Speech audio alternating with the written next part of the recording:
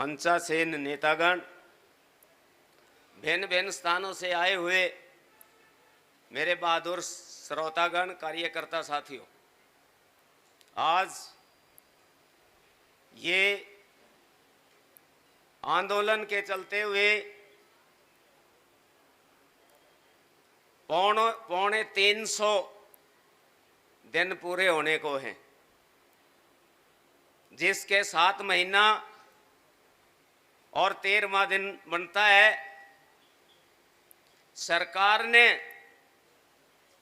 जब हमारे बड़े भाई पंजाब से चले थे, बड़ी बड़ी बाधाओं को तोड़ते हुए जो हरियाणा में प्रदेश में उन बाधाओं को तोड़ा, सरकार के द्वारा बाधाएं बनाई गई, सरकारी बाधाओं को तोड़ा, सरकार की ये हार है और मेरे बहादुर साथियों की जीत हुई। एक के बाद एक किसान भाइयों की ये जीत है।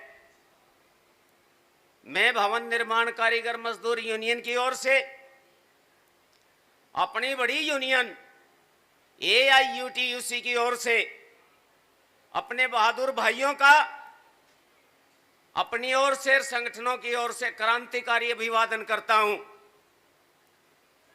और जिन बहादुर साथियों ने इस आंदोलन को मजबूत करने के लिए, तीनों कृषि काले कानूनों को रद्द करवाने के लिए, बिजली बिल 2020 को वापस कराने के लिए अपनी शहादत दी है, अपनी कुर्बानी दी है, मैं अपने संगठन की ओर से उनको नमन करता हूं और उम्मीद करता हूं साथियों, तुम्हारी कुर्बानी जाया नहीं जाएगी, तुम्हारी कुर्बानी को मंजिल तक लेके जाएंगे, मैं ये कहना चाहता हूं।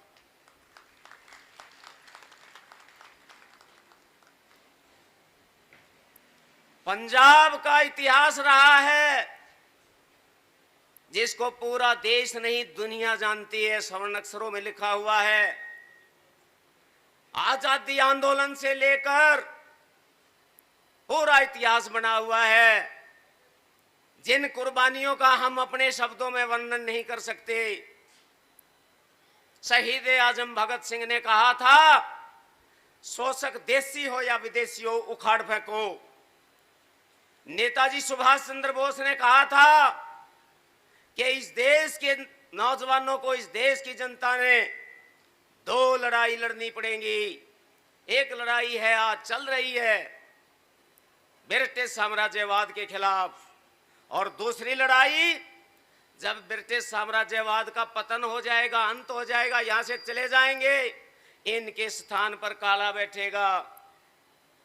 अब ये 74 साल हो गए इन्होंने लूट मार करते हुए।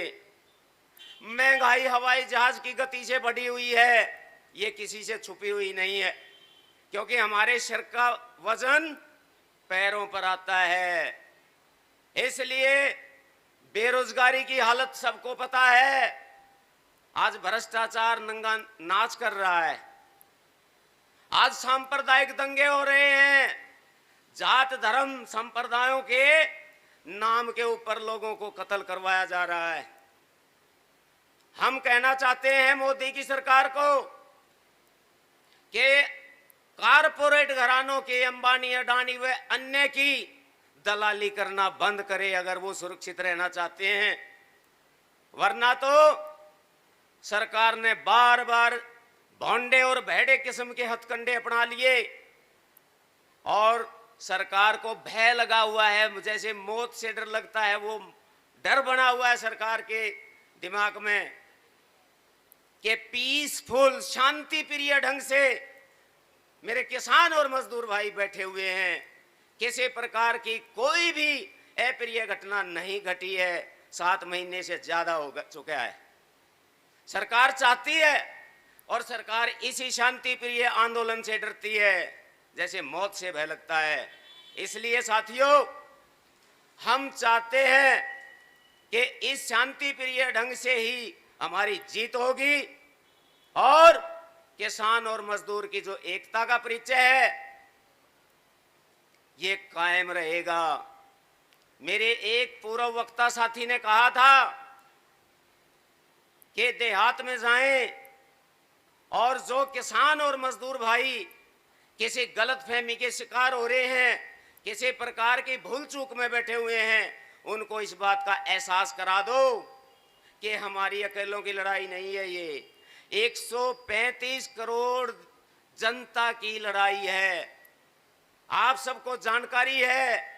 यहां पर वक्ता अपनी अपनी बात में रखते हैं, बताते हैं कि देश में दुनिया में दो वर्ग हैं, दो। एक वर्ग है करके खाने वाला वर्ग है जिसने दुनिया को यहां तक पहुंचाया। दूसरा वर्ग है इसके सरमाए पर, इसके मेहनताने पर लूट करने वाला वर्ग है जिसको पूंजीपति वर्ग कहते हैं। हम समझते थे कि हमारे दुश्मन ये नेता हैं, लेकिन जब हमारे भाइयों ने आंदोलन चलाया और इन कारपोरेट्स को, अंबानी, अडानी व अन्य को बेनकाब किया, उनकी कारगुजारी दिखाई, यहां आकर के स्टेज से बताया कि देखो कितना जो है बुरा हाल बना दिया इन्होंने, असली दुश्मन हमारा कारपोरेट्स है। इसलिए इस बात का पता अब लगा है, आम जनता की जबान पर यह बात है कि अंबानी और अडानी जो है हमारे सबसे बड़े दुश्मन हैं। हमारे खून को चूसने वाली बड़ी जोंक कारपोरेट घराने हैं।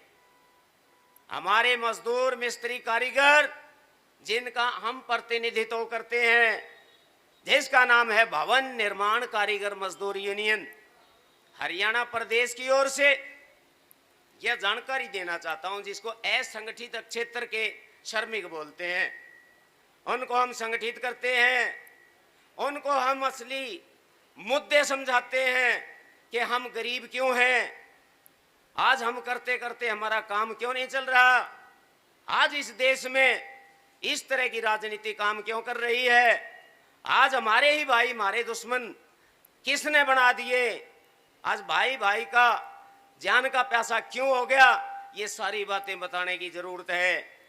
यहां पर ज्यादा मैंने कुछ कहने की आवश्यकता इसलिए नहीं क्योंकि काफी सुलझे हुए, मंजे हुए वक्ता यहां पर आकर के, नेता आकर आपकी ज्ञान वृद्धि कराते हैं, आपको बात बताते हैं। तो मैं इस आंदोलन को सही समझते हुए, अपना समझते हुए इस आंदोलन को समर्थन देने के लिए नहीं आया हूं। मैं इस आंदोलन को मंजिल तक पहुंचाने के लिए, क्योंकि शुरुआती दौर से जब ये आंदोलन चला हुआ था तब से हम साथ में हैं और अब भी साथ में हैं और आखिरी पड़ाव तक आपके इस आंदोलन के साथ कंधे से कंधा मिलाते हुए आपके साथ होंगे और इस आंदोलन को हम जीतेंगे, जीतेंगे, जीतेंगे। इसी उम्मीद के साथ आप सबका क्रांतिकारी अभिवादन करते हुए धन्यवाद। इनकलाब जिंदाबाद।